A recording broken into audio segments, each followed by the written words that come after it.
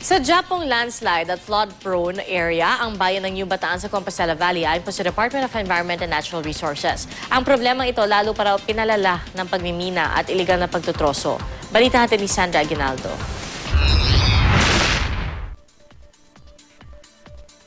Sa larawang ito mula sa DENR, makikitang binura ng Bagyong Pablo ang Barangay Hall, gym at mga bahay sa Barangay Andap, Compostela Valley. Ang dating highway halos hindi makita. Nag-iba rin daw ang direksyon ng isang batis. Paliwanag ng DENR, nasa paanan kasi ng bundok ang New Bataan. Since matatarik yung watershed niya, ang bulusok ng tubig mabilis.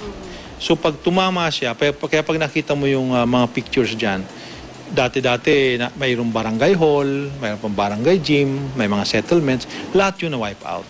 Sa geohazard map ng Compostela Valley, makikita ang munisipalidad ng New Bataan na kulay violet. Ibig sabihin bahain. Napapaligiran naman ito ng kulay pula na palatandaan ng mga lugar na delikado sa landslide.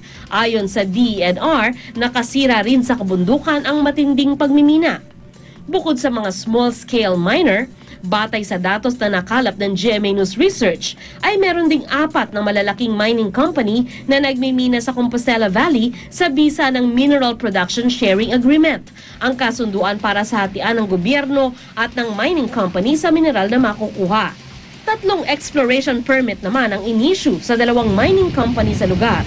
Pero paglilinaw ng DENR sa ilalim ng Administrasyong Aquino, wala raw bagong aprobadong permit sa pagmimina sa Compostela Valley.